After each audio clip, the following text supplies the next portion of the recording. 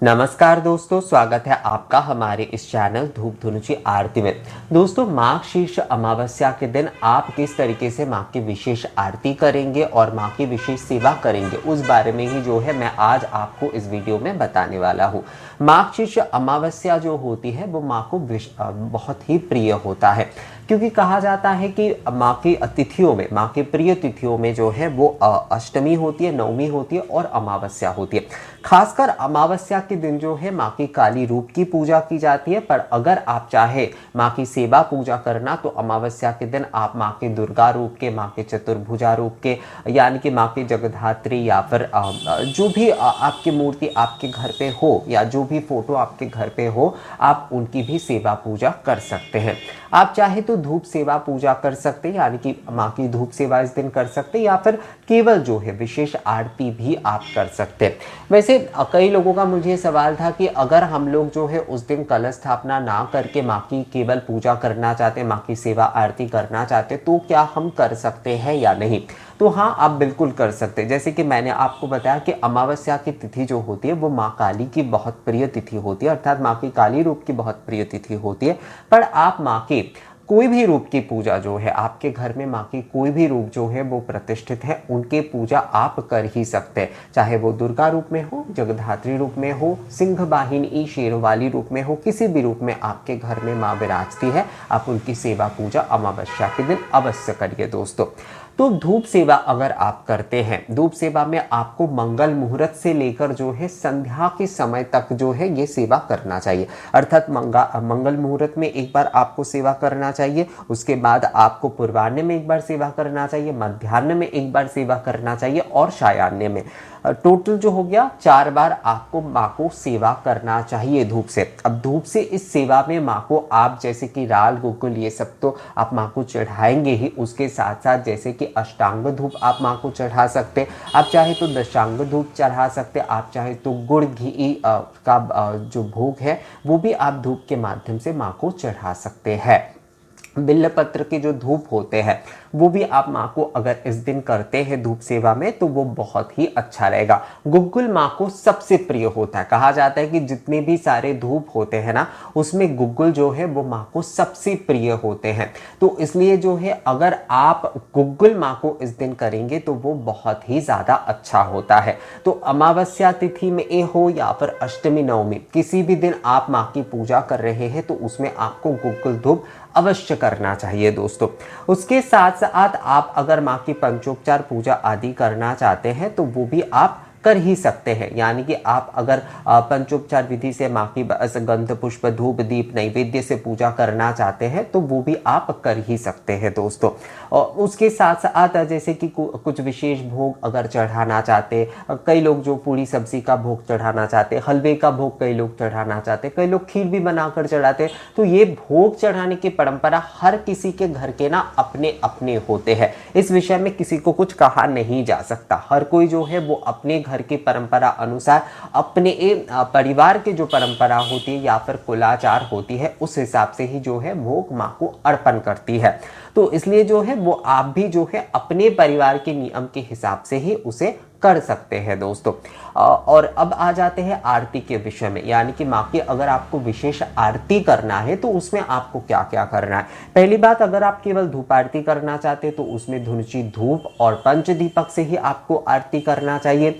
पंचदीपक आप तिल का जला सकते, घी का अगर जला पाते तो बहुत अच्छा होता है। तिल के तेल या सरसों के तेल, दोनों प्रकार के तेल से ही आप जो है पंचदीपक जलाकर आरती कर सकते हैं। माँ के सामने अगर आप चाहते हैं आरती के समय 28 दीपक जला सकते, या फिर कम से कम 8 दीपक जो है वो भी आप माँ के सामने जला सकते हैं। अगर आप पंच निराजन पद्धति से आरती करना चाहते हैं तो उसके लिए जो है दोस्तों आपको धूप से आरती करना चाहिए, दीप से आरती करना चाहिए, उसके साथ आपको जलपूर्ण शंख से आरती करना चाहिए, वस्त्र से और पुष्प से आरती करना चाहिए। क्योंकि ये शीत का समय चल रहा है तो इस समय जो है व्यजन आरती नहीं किया जाता है। इस विषय को जो है आपको बिल्कुल ध्यान में रखना है क्योंकि कई लोग जो है इस चीज को गलती करते हैं। पर शीत के समय जो है हम घर पे जब माँ की पूजा करेंगे या कोई भी देवी देवता के हम सेवा पूजा करेंगे तो उसमें किसी भी प्रकार से जो है हमें व्यंजन आरती नहीं करना है। तो माघ शीर्ष अमावस्या के दिन आपको जो है माँ की, अगर आप पंच निराजन पद्धति से आरती कर रहे हैं तो पंच निराजन पद्धति में आपको धूप और पंच दीपक, उसके साथ साथ जो है जलपूर्ण शंख, उसके साथ जो है आपको पुष्प और वस्त्र से आरती करना चाहिए। आप चाहे तो कपूर से आरती करना, यानी कि धूप दीप कपूर जलपूर्ण शंख और पुष्प, इससे भी आप पंच निराजन आरती कर सकते हैं।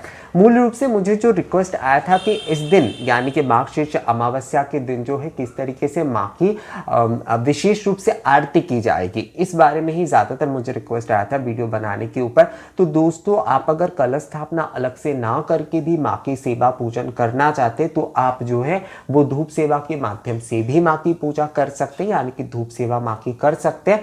पर धूप सेवा अगर करते हैं तो आपको 4 बार करना होगा, जो कि मंगल मुहूर्त से लेकर पूर्वाह्न, मध्याह्न और सायाह्न यानी संध्या आरती के समय तक जो है आपको धूप सेवा करना होगा। इस बात को आपको ख्याल रखना है अगर आप माँ की धूप सेवा कर रहे हैं।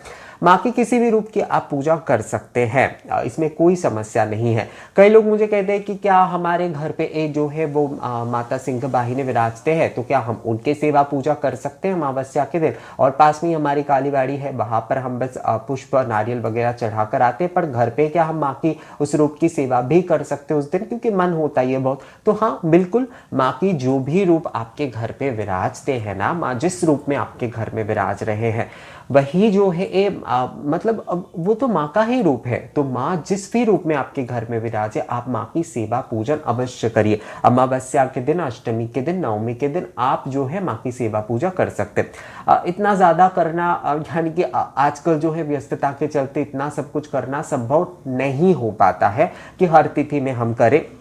पर जैसे कि ये माघ शीर्ष अमावस्या पर करने का बहुत सारे लोगों का मन होता है, माघ महीने के अमावस्या में करने का बहुत मन होता है माँ की सेवा पूजा, तो करना ही चाहिए। जिस रूप में भी माँ विराज रहे हैं आपके घर पे, आप माँ के उसी रूप की पूजा जरूर करिए, सेवा जरूर करिए, उनके आरती जरूर करिए। इससे कोई फर्क नहीं पड़ता दोस्तों। कई प्रकार के ना ऐसी चीजों में हम लोग बहुत मतलब सोच में पड़ जाते हैं, बहुत अपने अंधविश्वास को अपने मन में पाले रहते कि इस तिथि में माँ की इसी रूप की बस पूजा करना है, दूसरे रूप की पूजा नहीं करना है, नहीं तो ये हो जाएगा वो हो जाएगा।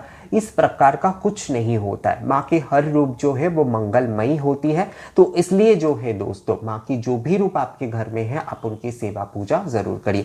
बस सेवा का जो पद्धति होगा वो आपको ध्यान में रखना है। जो पूजन का पद्धति होगा, मतलब अगर पंचोपचार से पूजा कर रहे तो उसकी पद्धति और जो आरती के जो पद्धति होंगे वो आपको ध्यान में रखना चाहिए। विषय ये जरूरी है, आप माँ की किस रूप में सेवा पूजा कर रहे हैं ये बहुत बड़ी विषय नहीं है। विषय ये है कि जो सेवा आप कर रहे हैं, जो पूजा या आरती आप कर रहे हैं, वो संपूर्ण तौर पर आप माँ की कर पा रहे हैं या नहीं।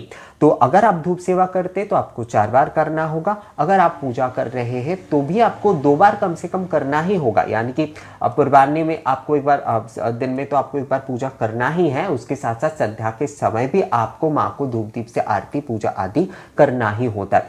आरती जो है वो अगर आप पूजा कर रहे हैं, सेवा कर रहे हैं, केवल आरात्रिक अनुष्ठान कर रहे हैं माँ की, तो हर चीज में आरती जो है वो आवश्यक होता है। तो इसलिए जो है दोस्तों, आरती पर आप विशेष ध्यान दीजिएगा।